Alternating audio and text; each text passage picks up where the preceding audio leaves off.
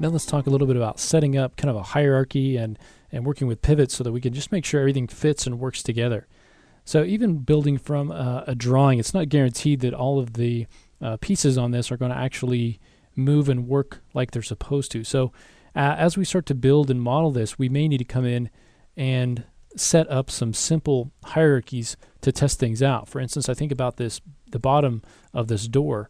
And so we want it to kind of rotate down. Right now, it's kind of rotating from the center. And so we want to rotate it from one of these hinges. So you can hit insert. If you're working on a PC, you could also just hit D, hold down D and just move that pivot point down and come in from the side and move it into position here. Okay, so just holding down D, how to move it to rotate from that pivot. And so now you can rotate it down from that pivot, and so you can check things like this step that we have here.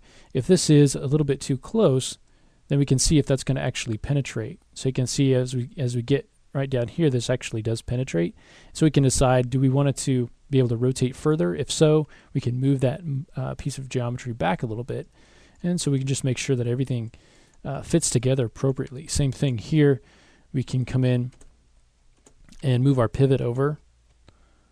Again, just holding down D, come in from our top view.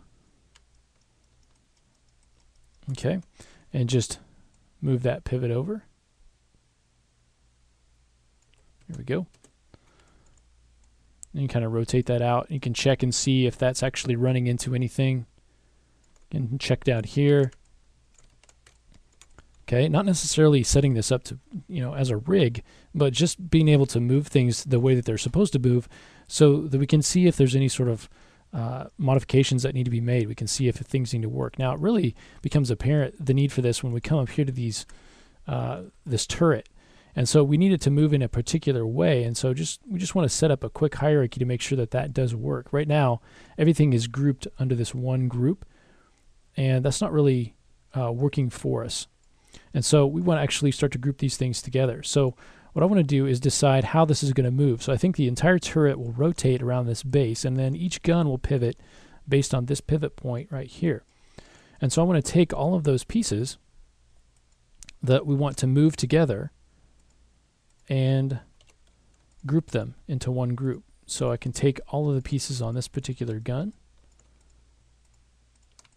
Okay, everything including this bottom piece here. Okay, and this piece. And we can go ahead and hit Control G and we'll just group that together. We'll do the same thing over here. Just group all of those things together because we want everything within this group to rotate together. Okay. And we can go ahead and group that. And we can just call this something like gun 1 or gun A, gun B. Okay. And then we have the other pieces which are here. If I take this guns group, you can see right now, if I rotate it, it's not really rotating the way that it should. So we need to, again, move our pivot point. And so I'm just going to move it back to the center here. And then we'll check that. And if you want to move it up, you can. Now the whole thing rotates around that. And now we want each of these guns, we want to check those and make sure that they're rotating properly. So again, we need to change the pivot point.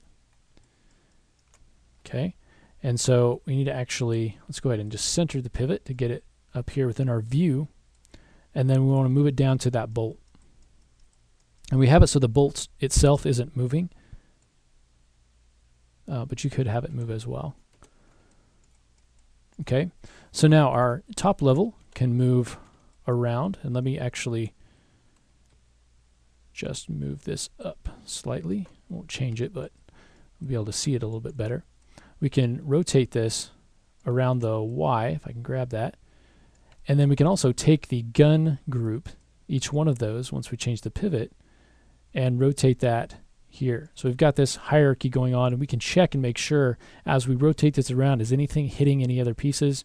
Is this all working correctly? We can look at this pivot. Let's say when we get to rigging, we're going to rig that so that the piston stays attached here and kind of extends this out. So this will follow along. That's something we don't necessarily need to do here in modeling, but we want to have that there with the idea that that's how it's going to be set up. But here I can check this and make sure that I get the freedom of rotation that I want to have, and that it's not hitting anything as it moves around.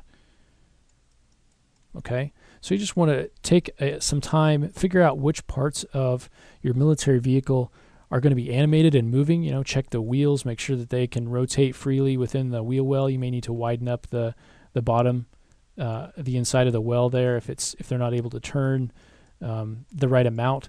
And so just go take a pass across your model and just figure out what needs to be maybe possibly modified or hierarchy set up so that you can rotate those appropriately.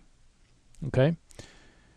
So that kind of brings us to the end of our working with military vehicles. And we didn't go step by step through building each of these. So, you know, you'll have your own design and your own model that you're going to want to build. We just kind of went over some tips and things to think about when you're building a model like this, thinking about the ways of blocking in the geometry, also thinking about how to make our lives easier by breaking some of these panels apart, and also adding some realism by beveling the edges. And we looked at different methods for that. We also talked about adding detail in different ways, the kinds of detail that we can add on models like this to get a little bit more realism, where we have these could be considered these kind of low resolution flat planes here, but then we have some areas with a little bit more detail in those, and so those are areas to watch for as well when you're building vehicles like this. Okay, so I hope you got some tidbits from the last hour or so on building your military vehicles. We will see you next time.